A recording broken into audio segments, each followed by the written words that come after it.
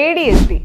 ഈ അടുത്ത കാലത്തായിട്ട് നമ്മൾ നടത്തുന്ന ഈ കരിയർ ഗൈഡൻസിൻ്റെ പ്രോസസ്സിലുള്ള കരിയർ പ്രൊഫൈലിങ്ങിൽ അതിലിരിക്കുന്ന സമയത്ത് പലപ്പോഴും എൻ്റെ ടീം എന്ന് പറയുന്ന ഒരു കാര്യമാണ്, പല പാരൻസും പറയുന്നുണ്ട് മക്കൾക്ക് ADHD ഉണ്ട്, ചിലതാണെങ്കിൽ കുട്ടികൾ പറയുന്നുണ്ട് എനിക്ക് ADHD ഉണ്ട്. അപ്പോൾ ഇത് എന്തുകൊണ്ടാണ് നിങ്ങൾ ADHD ഉണ്ടെന്ന് വിചാരിക്കുന്നത് എന്ന് ചോദിക്കുമ്പോൾ അതിനുള്ള ഉത്തരം പല ഉത്തരങ്ങൾ കേൾക്കാറുണ്ട്. അതിൽ ഫണ്ണി ആയിട്ടുള്ളൊരു ഉത്തരം ഇതാണ്: ഫഹദ് ഫാസിലിന് ADHD ഇല്ലേ, അത് ഏതോ ഒരു ഇൻ്റർവ്യൂവിൽ പുള്ളി പറഞ്ഞിട്ടുണ്ടായിരുന്നല്ലോ.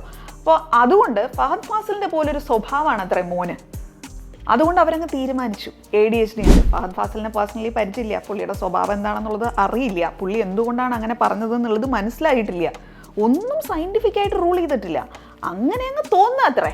അതുകൊണ്ട് ഇത് അവരങ്ങ് ഉറപ്പിച്ചു ADHD ആണ്. എന്നിട്ട് ചോദ്യം ഇതാണ്: ADHD ഉള്ള മകൻ എന്ത് കോഴ്സാണ് നല്ലതാവുക? ദയവ് ഇത് ഇങ്ങനെയൊന്നും നിങ്ങൾ തീരുമാനങ്ങളിലേക്കൊന്നും എത്തരുതേ. ഇതൊക്കെ സയൻറ്റിഫിക് ആയിട്ട് നമ്മൾ ഇവാലുവേറ്റ് ചെയ്യേണ്ട കാര്യങ്ങളാണ്.